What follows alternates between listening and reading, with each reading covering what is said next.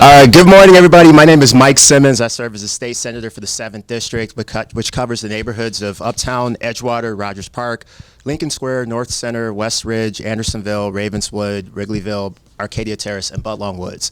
And one of the things that is so salient about this district is that we have probably the largest concentration of LGBTQ people in the state, if not the Midwest, which is really exciting. I am the first openly LGBTQ person to be elected to the Illinois Senate. I'm in my 3rd year, and thank you.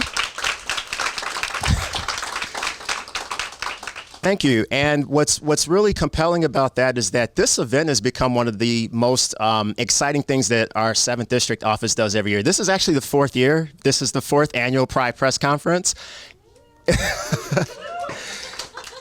Yeah, and it's really a key time to do this because I was thinking this morning about how when I was a queer youth, 15 and 16 years old, growing up not far from here, I really wish I had spaces like this. I wish I knew about Gerber Hart Library, which has the largest concentration of LGBTQ plus books and media in the Midwest. I'm going to say that again. Gerber Hart Library, located at 6500 North Clark, has the largest concentration of queer literature and books and media, even albums and records in the back that you can find. I highly, highly encourage you to come back here on an off day and check them out. And so the first 3 years of this, we had what was more of a public reflection session where we had elected officials and community leaders and just such a dope assortment of people, queer and allied, who would come up here and would talk about the fact that there have been 500 pieces of legislation introduced across the country targeting LGBTQ populations, talking about what it was like to grow up in a very homophobic or queerphobic context, what it's like to watch books being banned about queer authors and queer memoirs. This year, we're pivoting from that. And that's why I'm really excited, because this year, we've decided, myself and my staff, the 7th District team, have decided to give the mic over to the youth. LGBTQ youth are everything in my heart. We talk about youth all the time. And some of that stems from just me, again, wishing I'd had those kind of things when I was younger. And so I want to do everything with my platform to try to give queer youth a platform and a space and tap into the power that they already have, and get people to sort of listen to what they have to say. So that's what we're going to be doing. It's going to be a queer-led, LGBTQ queer-led panel today. I'm so excited to participate in that. Gabby Tewodros is our outreach coordinator in the 7th District office. Can we please give her a round of applause? I have to give her flowers because this is her 6th month on my staff. She started as an intern last fall and quickly moved up to become full-time staff, and she's running this entire event. I mean, I literally fought myself to get out of the way and let her do this, and her magic has come together really well. Chief of Staff Heather Sanger is right here in the back. Also really instrumental and just providing the leadership and management to pull off all the details that go into putting off an event like this. Connor Bishop is always behind the scenes, our manager of constituent services, making sure that those that can't be here have a chance to watch and participate. And then I want to also give a shout out to Alderwoman Maria Hatton, who is right here in the back. She represents this ward in the city council, is a lesbian legislator, and also will be a part of our experience today. And then also we have a couple of awesome guests in the audience here today. I just want to give a shout out to Michael Crowley, CEO of Boys and Girls Club Uptown. I see Laura Austin from the Andersonville Chamber. And I see KJ Whitehead, who was here with us last year, comedian and awesome activist in our community. We'd love to have you back here again. And with that, I'm going to stop talking and give it back to Gabby. So thank you so much for coming, everybody. Awesome. Hey everyone, thanks so much for joining us today. I'm so happy that everyone could be in our library, be around all of those amazing books that Senator Simmons was just talking about. Yes, everything in our library is about LGBTQ culture, community, and people. And that, from the very beginning, is why Gerber Hart exists. We were founded in 1981 to represent the queer community, to keep track of all of our stories, keep our records together, our papers, make everything accessible. And to this day, that is is still our mission, including just we want to make our space as comfortable and as friendly and as open and as representative as possible. We're called Gerber Heart after two influential LGBTQ folks in the Chicagoland community, Henry Gerber and Pearl M. Hart. Henry Gerber, one of the founders of the Society for Human Rights, which was the very first pro-LGBTQ rights organization in the United States 100 years ago. 1924, it was founded right here in Chicago, and his house down in the Old Town neighborhood is a national landmark. And Pearl M. Hart, an lesbian or possibly bisexual, exclusively dated women, I'm not going to put that label on her, lawyer who was admitted to the bar in 1914, and she was called the guardian angel of the oppressed. She defended women immigrants. She defended folks who were, gay people who were victimized and subject to bar raids and discrimination at their work. She defended all of them for her entire career, and was also one of the co-founders of the Mattachine Midwest chapter here in Chicago. So as part of Gerber Heart's growth since our founding in 1981, 43 years, we've ridden the waves, but we have been just trying so much more to be a staple and an asset to the community overall. In addition to a lending library where you can come check out 10 items, we've got, books, DVDs, please come play a record. That would be so exciting. We also have 2 archive rooms where we keep over 180 collections of people's stories and papers and organizational records from Chicagoland and the broader Midwest. We are also a space where we have community events. We love working with the community. We love being able to provide a space for events such as this, but we're also trying to go out into the community too, and to better represent the entire Chicagoland, community. So we're, please keep a look at our calendar, look at all of our fun upcoming events. We had 10 events in June. We've still got so many more this week. I'm just really, really thankful that we have been able to do so much more just by saying yes and by including folks who were not included before. Please, when you have a chance, check out our exhibit down the hall. That was put together by a wonderful class of 21 students from DePaul, and it's just exploring the theme, Do Say Gay. And there's different artifacts from our archives in there. So much artwork, posters that have never seen the light of day are up on the walls. And that was just a wonderful collaboration, and it brought on board so many new ideas and voices and just so much fun. I'll give a shout out to my other full-time coworkers, Michael Rashid and Jen Dentel in the back. The entire Gerber Heart team is here today, all 3 of us. Thank you so much. Thank you. Good afternoon. It is a pleasure to be here I can't believe it is the 4th, for the 4th annual of Pride Presser here at Gerber Heart. So again, thank you to our hosts at Gerber Heart. It is a real treasure here in our broader community. I don't know if you all know this, we've got a couple really cool, just significant spaces here with Gerber Heart, and then also our Leather Archives and Museum not far away. So anything, whether it's stories you're looking for, history, culture, Chicago has such a rich history in our LGBTQ activism. And that's why I'm excited to celebrate another Pride Month here in Chicago. Excited to be and continue to represent one of the gayest and queerest, I would say, communities in the city of Chicago in the 49th Ward.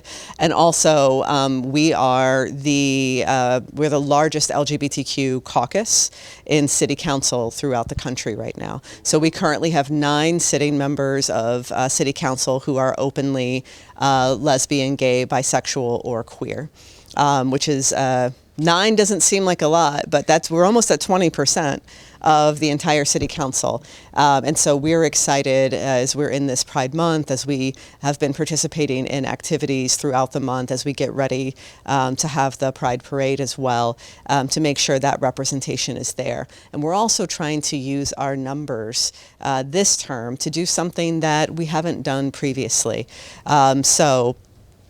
I was just realizing, Senator, I don't know that you are aware of this yet, but we're starting a statewide LGBTQ caucus. Yeah, you're invited. You're invited. Will you join? Okay. All right. I thought that might be an easy yes. Never ask a question on camera that you don't already know the answer to. This is a lesson. So with the 9 of us, there are 8 of us who are active in the caucus. 1 member isn't active, but he is still an out and proudly gay person on city council. We've been having some meetings and electing our leadership, and have really been talking about the opportunity to work with other out LGBTQ electeds around the state of Illinois, because Chicago has so much power and strength. We started some conversations with electeds serving the Chicago area on the county side, right? Because we've got some good partners right on the other side of our building. And those conversations have kind of expanded to look at our state elected officials, of which, as the senator mentioned, we're very fortunate here in our little corner of Chicago for the 49th Ward folks to have queer and LGBTQ representation at our city and state level, both with our state senator and our state representative, Kelly Cassidy. But not everybody is that fortunate, right? Not everybody has that representation. Not everybody has those individuals thinking about them in their legislative body. So from issues at the Cook County Jail that we've been talking to county partners about, of making sure both like in the adult detention center and the juvenile detention center, that we are looking to radically make improvements for people who identify as LGBTQ individuals in those spaces, to making small amendments even in our language and our updates and language amendments that we're working with Equality Illinois to do at the city level. But we also have these questions about what could we be doing and leveraging Chicago's power, right, to help people outside of Chicago.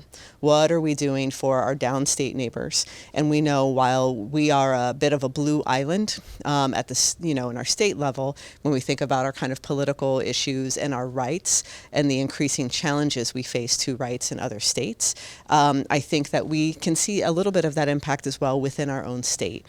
So really excited to be a part of what is a pretty active caucus.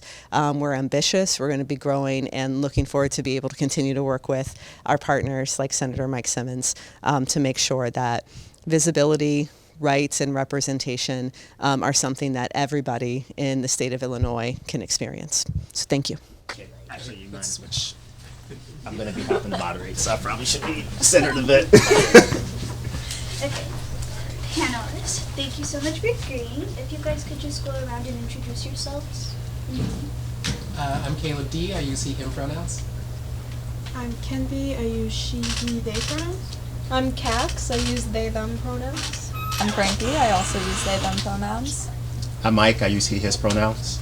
I'm Jack. I use he, him pronouns. I'm Keith. I use he, they pronouns. I'm Gabby. I use she, her pronouns. Okay. First question. Panelists, who is an LGBT figure that you look up to and why?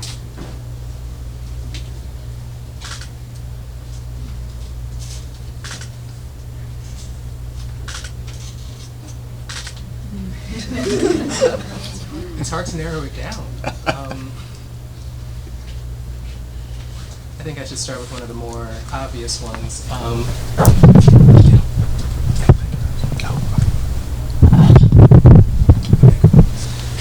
Excuse me.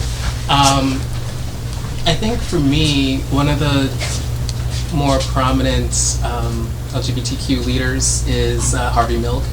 I think that his, I hope we'd all be familiar with his name, but he was I think he was the first openly queer person ever elected to public office in this country.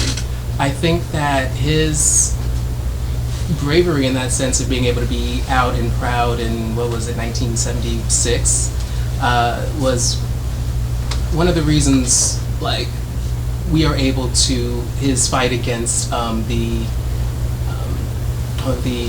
discrimination bills that were being introduced in Miami-Dade County, Proposition 6 in California, his ability to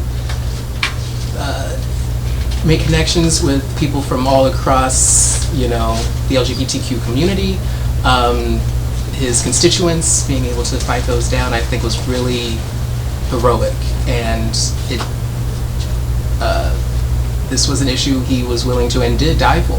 And I think it's really important that we recognize how much further we've come in the past 40, 50 years, that we're able to have a statewide coalition of queer electeds who are able to be out and proud about that.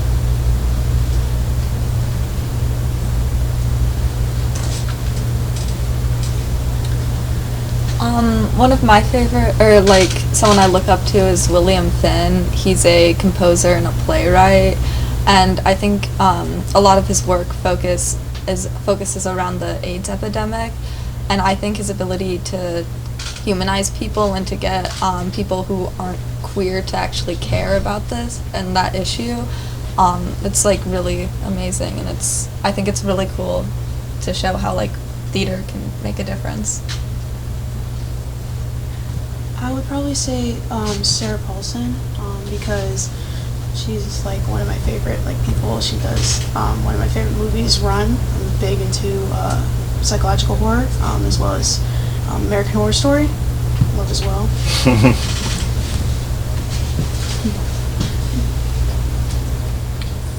Moving on, what advice would you give to someone who is struggling with their identity? I think I would say to someone who's struggling with their identity, they need to remember that they have their entire lives to figure this out, and even more than that, you don't have to sell on a label while you're alive. Like, you don't have to be a certain label, and if you want a label, you can take all the time you need to find that, because it's never too late to change your identity or identify yourself.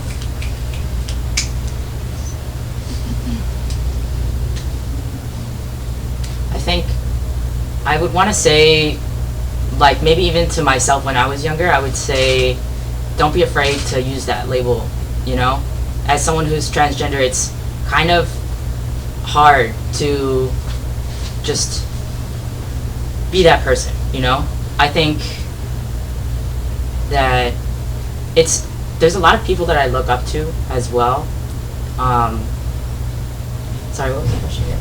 You're good. No, you're good. The question was, what advice would you give to someone who is struggling with their identity? Well, I think, yeah, you know, like, I would say don't be afraid to choose and to really be who you are and be that person, and just kind of, like, not be afraid to casually mention that you're you know? And there's a lot of, like, whenever I walk into a room, people stare, you know? And it's even more different when I say, oh, I'm trans, you know? And even when I was in Florida and I almost went to conversion therapy, you know, I was always just, like, unafraid to, like, tell people, oh, I'm trans, you know? I'm unafraid to tell people that my pronouns are he, him, you know? And a lot of people don't think that I'm trans when they first see me, but I think, yeah, I would tell myself, just don't be afraid to just always be that person that you are, you know? Because if you push it down and you try and, like, say, oh, you know, that doesn't exist, oh, you know, that part of my identity is not who I am, I think that'll just delay things, you know? And just putting that down, it's not gonna do you any good, you know? So that's how I kind of, like, I had that fight with myself and with, like, my identity. But, you know, now I realize that it's, like, it's okay to be who I am, you know?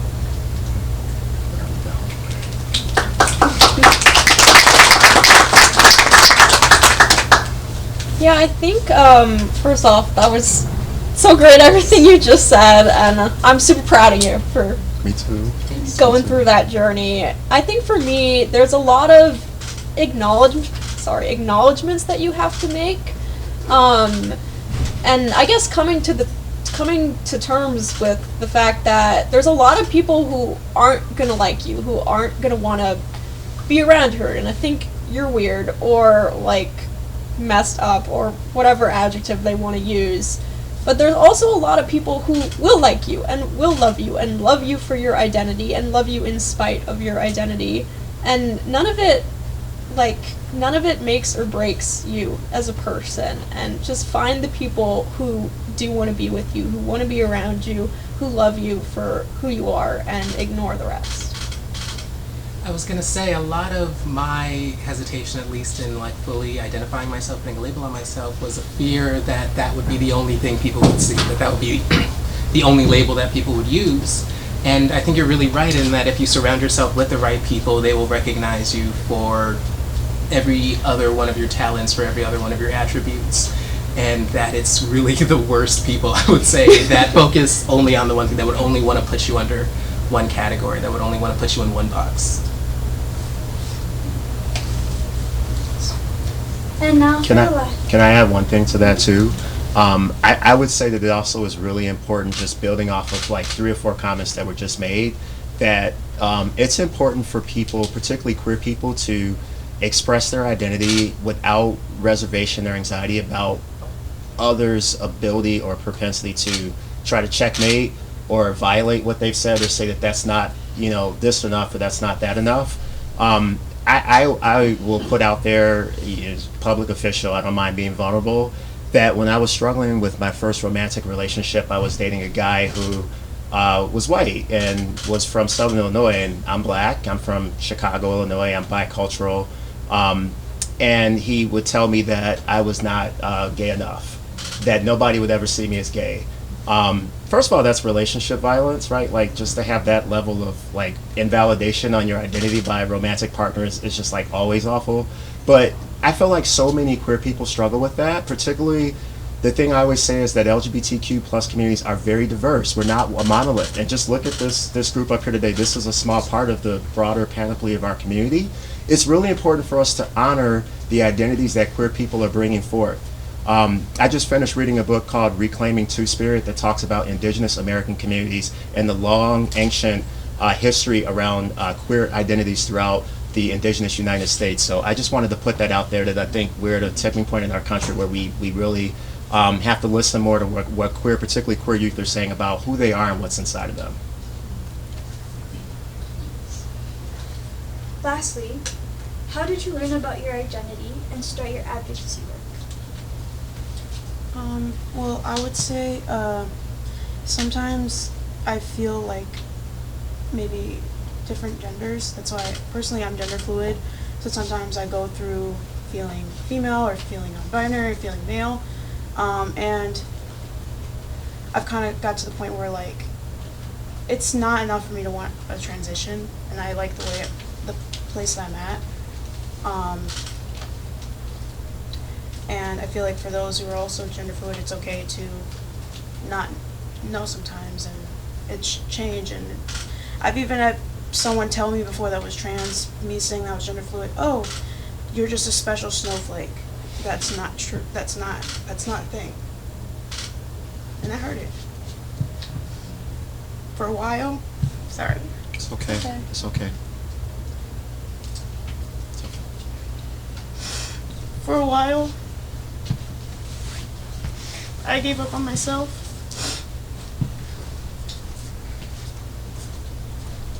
And that really stuck with me. I felt like I couldn't be myself. But I just got to the point where I just said, I don't care anymore. I don't care what people think about me. I don't care if people don't like me. You don't have to like me. I've been through my whole life people not liking me, so if you don't like me, it's fine. And that's where I'm at. We love you. You are loved. We love you.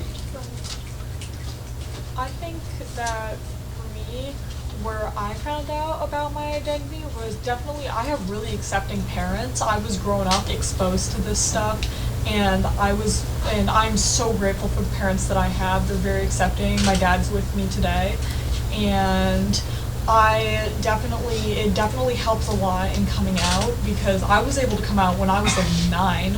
I was able to come out first I came out as gay, then I came out as non-binary, then I came out as trans. Again, exploring your identity, it's going to take a while sometimes. It doesn't always come to you right away, as it didn't come to me right away. But my parents were there to support me through the whole way, and definitely I didn't really find out about specific labels all the time from my parents. That also came from the media, like YouTube, the news, stuff like that, especially around when the pandemic started and people were becoming a bit more accepting. And once I found out more about that, I felt like I belonged for once, and I felt like I mattered, and I felt like I wasn't confused. And that's a feeling that I hope that everyone can feel at some point in their lives.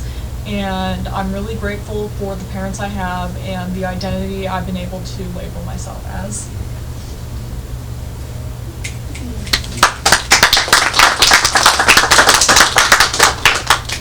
I would say similarly, I was raised in a very accepting household, and I had been exposed to a lot of queer people that I knew personally, to a lot of queer media. But when I realized that I was bi or pan, I'm not particular about which phrase is used. I didn't have any kind of anxiety about it. I had no denial. I was just kind of, okay, yeah, like, I'm a 7th grader. I'm not really even like thinking about it like that. But I was like, okay, boys are cute. I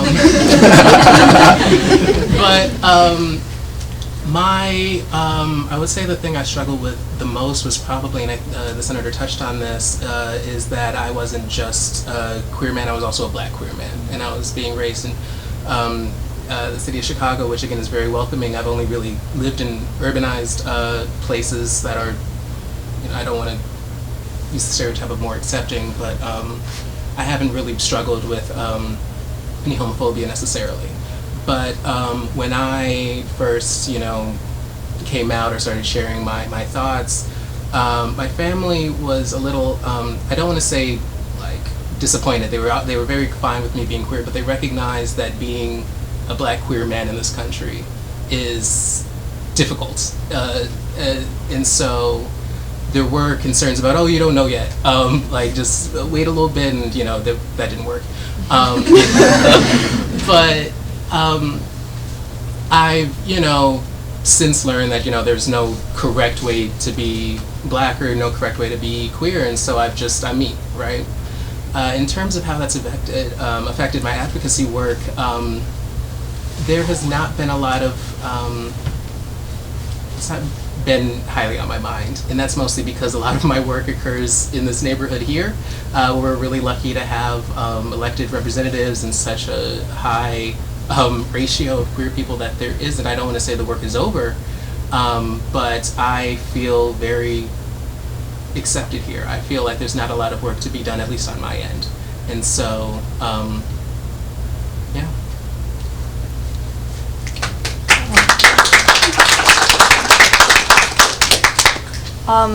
In terms of me figuring out my identity, my family, my parents aren't unaccepting, it's just like a thing we don't talk about.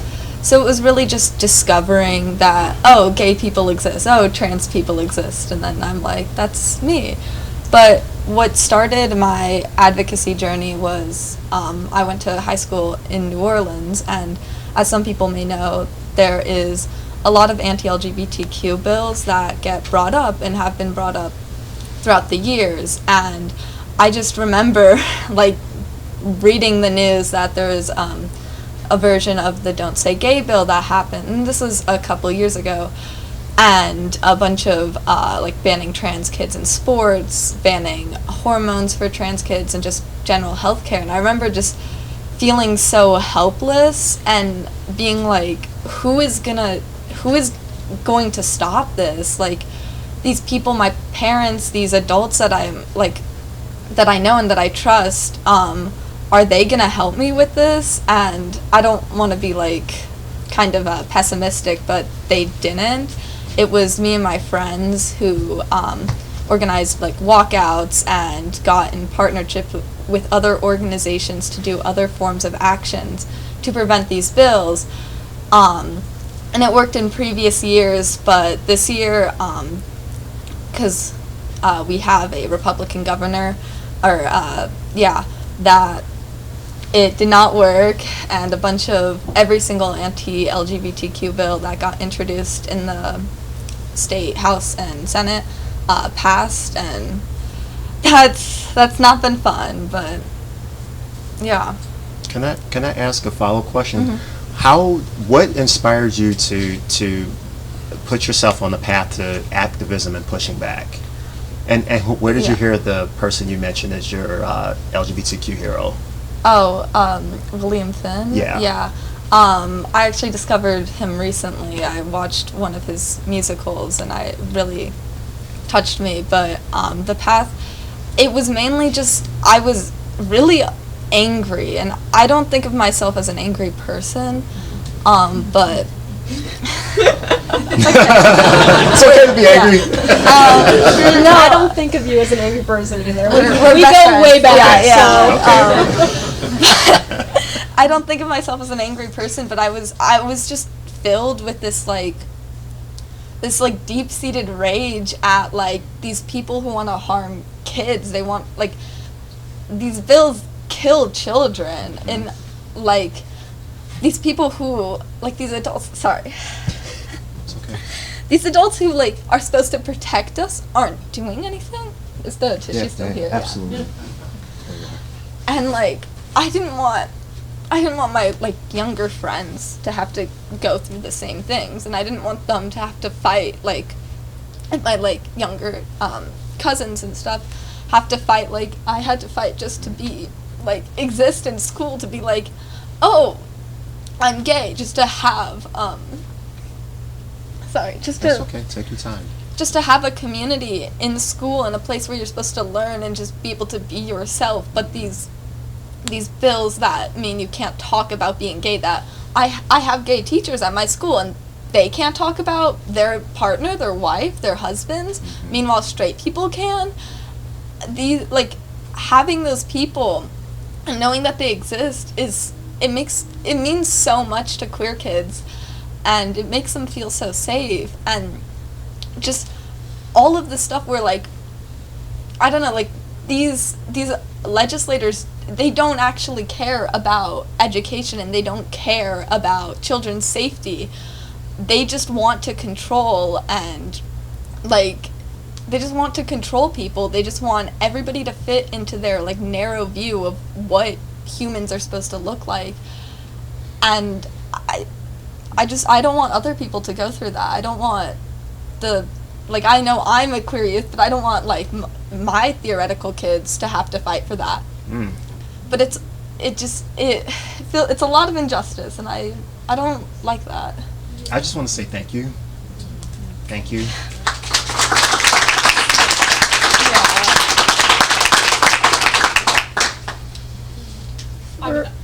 Sorry. You can go first. Okay, thank you. Yeah, I guess I can kind of talk about, like, the other side of that, and hopefully it'll tie in. So for me, the first time I was ever exposed to LGBTQ stuff is I was in elementary school, and there were these two kids at school, and one of them came out as gay, and the other one was trans. And that was the first time that I had ever heard of any of that, and it was just like, you know, I was 7 years old. I was like, okay, like, whatever, like, I don't care. And, you know, there would always be comments from parents going around, like, even from my parents, about, you know, like, God, I can't believe, you know, their parents are letting them do that. They're so young. How do they even know? And then even, you know, about the parents, but then also just judging the kids' actions, which, I don't know, like, again, like, I was 7 at the time, so I didn't really know why what they were saying was wrong, but I knew that it was wrong. But having those two kids that were, like, out and proud and whatever, like, that made stuff a lot easier for me. It made me be able to question my identity and feel not alone. And then, you know, the internet can be a bad place, but it's also a great place. It's a resourceful place where you can learn from people, you know, who aren't just around you. And so I think that's why it's so important that those restrictions aren't in place, that kids feel comfortable coming out and living their lives. Like, I remember the trans student, they, on our 4th grade graduation, which sounds ridiculous to say, they got their name legally changed, and all the kids in our grade, everybody was so happy for them and so excited, and it was such just a beautiful moment. And then, like, you know, as I got older in high school, that was the first time we ever read any literature that had any queer characters in it. And even in our community, which was, you know, seen as liberal and more progressive and more open, the curriculum for sophomore year, the end of the year, we read this book, Two Boys Kissing. And even in our liberal community, there were parents rageful at board meetings, and trying to get the book taken out of the curriculum. And luckily, the teachers who wrote it, I know them personally, and I love them to death, and they were like, no, we're not letting this happen. But it came close.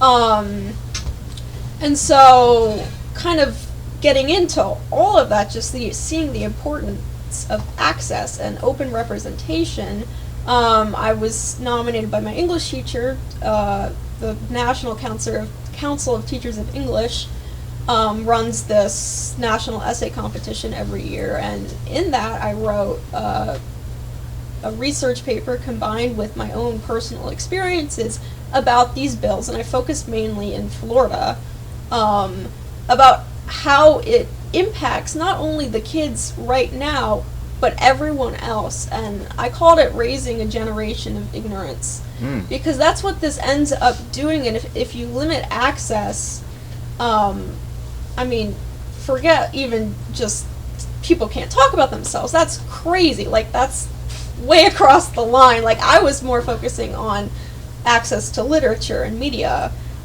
If you don't learn about these things, then people are always going to grow up, like, ignorant, and then ignorance often leads to hatefulness, and it just perpetuates this cycle. And we wrote like a junior thesis at my high school as part of the graduation requirement, and I focused on that again. And you know, it's I guess it's just important to me, and especially given my own childhood and my openness, or not openness, my I don't know, being able to see queer kids, like representation is so vital to everyone, and limiting that is not good. So, yeah. And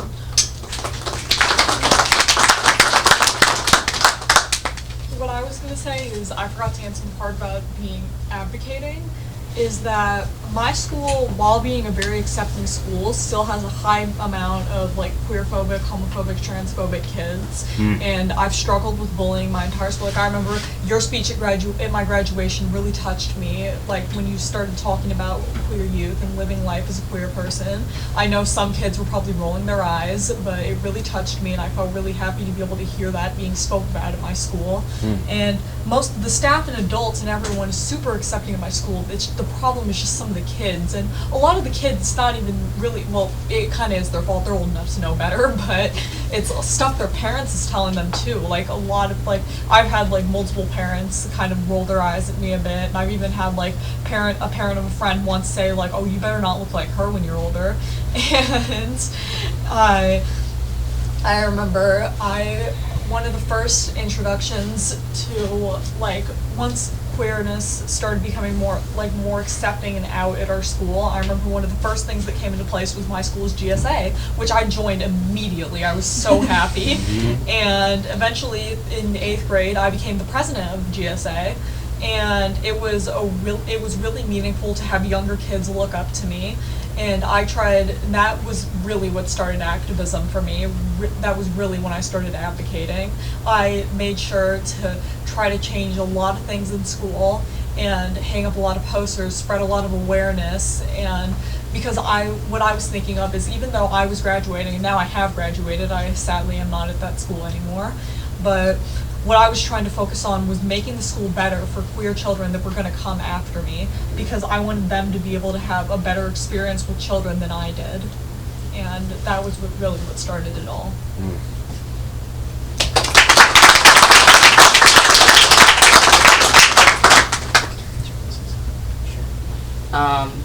Yeah, you know, I think, so Sen, my high school, is, I'd say, a good chunk of the students there are queer, and you know, I just feel like very protective of them.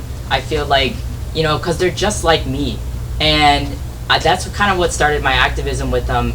And I just kind of got into like equitable education, and I don't know, I felt like every student deserves that environment, you know, whether or not they are queer, but especially if they are queer, because I feel like when I was like a kid, I'm 18 now and I'm growing up, and I feel like when I was a kid, it just felt like there was no one else out there who was like me.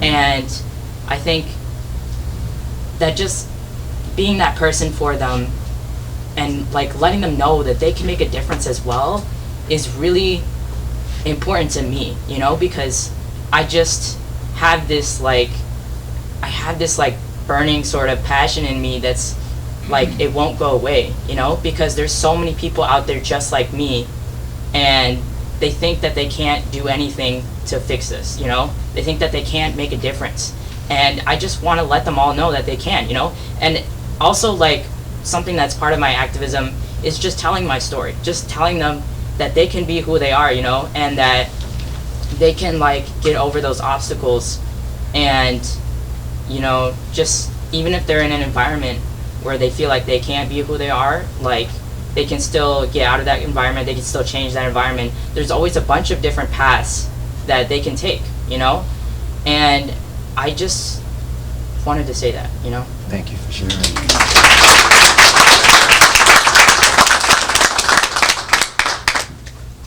Now, would any of you like to ask a senator a question? How did you start off? So I didn't know that was part of the program, by the way. That was a surprise, but that's okay. Thanks, Jack, for that question. I started out in terms of my political involvement, or Well, what got you? What sparked that part of you that wants to start with your political involvement? I think for me it started. It's so funny. When I was 11 years old, I was the same person I am now. I was a gay 11-year-old, and I was walking down the hallway one day. It was June 28th, 1994, and a security guard came up from behind me and snatched me up by the collar and said, "Look, I'm tired of you walking through this hallway like a little FAGGOT. I see you, and you better stop it." And so I was just like stunned. I didn't say anything because I was like 11. And he was like, "If I see you walking this way again, I'm going to pop you in your mouth." So 11 years old, right? I went into my classroom and I told my teacher what happened. And I didn't even go up to her. I just like blurted it out because I was in shock. And this teacher, this adult person, this human being who's an adult, who's a teacher, trusted to teach young people, simply said, "Well, I don't know, maybe you are FAGGOT." And all the kids, or 39 kids in the classroom, started laughing and booing and heckling. So, Keith, I know what you mean by that, because it can really land hard on you. And for 6 months, I was bullied, chased, got into physical fights that I didn't initiate. And my mom, unfortunately, passed away 4 years ago. But my mom was like the best mother to me and my younger sister, and she actually told me from a young age. And my mom was strict and overprotective, but she always told me, at school, if any adult ever does anything to you or behaves it towards you in a way that you know is unfair, you have my permission to do something about it, including coming and calling me in the principal's office if you have to. And if they won't let you make the call, then you have my permission to climb over the desk and over their head to do it. And my mom was not reckless and didn't give me a whole lot of other freedoms, but that was one thing that she felt pretty confident and empowering me to do. And so that really, I think, shaped my response to the bullying and the harassment at the time. When I went into my next several schools, as there was a period of turbulence where I was expelled in my next school and went through continued bullying. You know, by the time I was in 8th grade, I had kind of reclaimed these experiences and come to terms with the fact that I was a gay kid and became proud of it. And, you know, ended up being a straight A student and like turned my identity into a form of power. And I think that was like a form of politicizing I didn't even realize was politicizing at 14 and 15 years old. But all of a sudden I was like unapologetic about who I was. And I was like clear about oppressive environments for queer people and calling them out and like doing it pretty in like a sarcastic, cocky way. Like how does our society not have this figured out with like LGBTQ people? This is so stupid for like an American democracy. And that just kind of like continued until I got to college. And I continued to struggle. I mean, it is hard to be a queer person in our society. Even in highly urbanized communities like ours, you have this sort of casual queer phobia that shows up every day. You know, I've had people yell at me because I didn't start off coming out to them. It's like, well, why the words come out? Like, why are you assuming that I'm somebody that I haven't told you that I am? And there's never a good response to that. And so that was how my journey started. It kind of started from sort of a shattered glass, and I feel like I've turned it into a bit of a vase as Illinois' first openly gay state senator.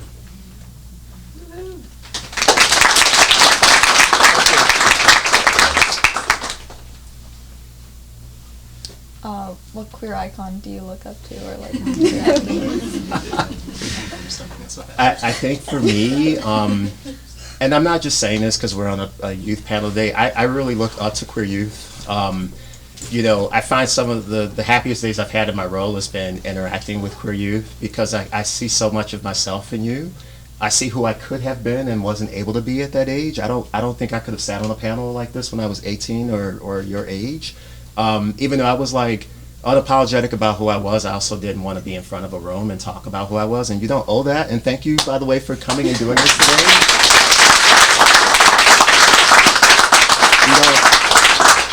You don't owe us your stories. And so I want you to know I appreciate that you took the time to be here with us. But the icon I really look up to is Audre Lorde, because she was such a fierce writer. You know, writing about what it was to be a queer black woman in like 1950s New York, and talking about everything from politics to romantic relationships to just like philosophy around being black, just existential discourses around like the black experience in America. I was able to take so many different parts of my identity that have been shattered by our society and put them back together because of several of her books that I read when I was in high school. I take great joy as a queer person in the fact that we get to have a community that is comprised of people of all races and ethnicities. So I enjoy reading queer authors that you know, are white or Asian American or indigenous. That's like a gift of being queer, is you're like, we're all queer, but we have these different social demographic contexts that we come from, and it's just really interesting to see how that shows up in the person. I think it's fascinating. So I have I spend a lot of time reading queer authors and watching queer media.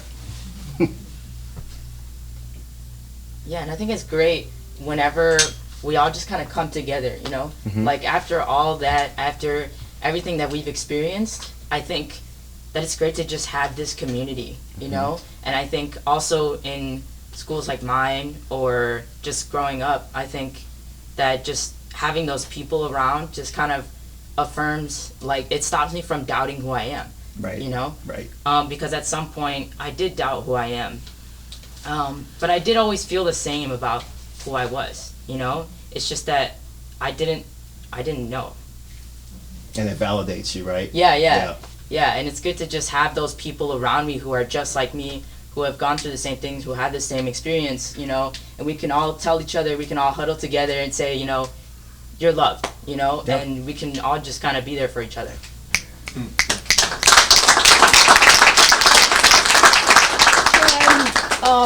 Going off that, like, that's part of why the Gerber Hart Library, like, this place is so important, because I remember in high school I joined GSA, like you said, and I think it was my sophomore year. We ended up we like to go on like field trips and go out into Andersonville, because most people had never been there or even heard of it, like, you know, the gay hub of Chicago. People didn't really know. And so we went and we donated books. And then that was just such a cool experience, because, like, I didn't know any of this existed. I didn't know that there were places like this, and, you know, super close to where I live. And it's just so nice to see a space that is so welcoming and all-encompassing and just, like, awesome. And so all of us getting together in a space that was made for us, because most places are not designed for queer people. They're designed for straight people, and queer people can go to them, or they can't. But for a space that is exclusively for people like us, it's so important. And so, thank you.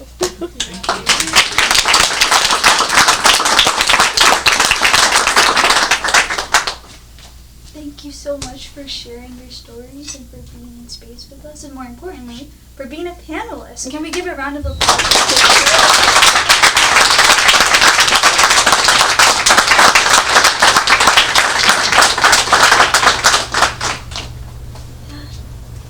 Shall I Would you like say a to- couple closing words? Okay.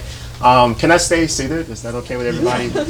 First of all, I just wanted to shout out a couple of other faces that I see, lovely faces I see in the audience. We have Anna Deshawn here, from the founder and host of E3 Queer Radio. Right back here, can you just, yeah. Anna was a part of our first 2 Pride press conferences. I really recommend that you check out E3 Radio. It's just really good content, Black-led, queer-led, and really needed right now in our country. I also wanted to shout out Jerry Mollahan, who is our Springfield legislative assistant. She normally works out of Springfield. She's here helping with this event. Thank you for being here. We also have Shanika Hohenkirk from Alderwoman Haddon's office, who formerly was on our team. She's here today.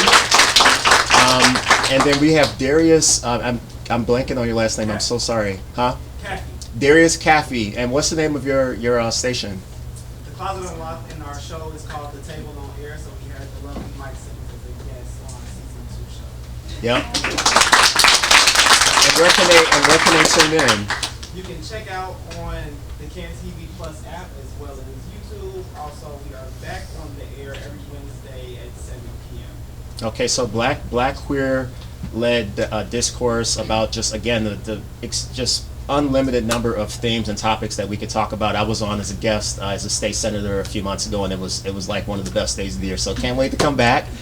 Make sure you check out E3 Radio. Make sure you check out those stations. And in closing, all I want to say is I don't think there's anything else I can say. This is the first year that we did a queer youth-led panel. I'm just so inspired and just thankful, and I'm not just saying that because I'm like really underlining thankful. Like, I appreciate you. I appreciate each of you so much for just the courage of getting up here and talking about your stories, which again, you don't owe us. And it's something I couldn't have done when I was 17 or 18. I did not have the courage to sit in front of a room and talk about my identity. So thank you so much. We'll remember it forever. I cannot wait to see what each of you does in the future.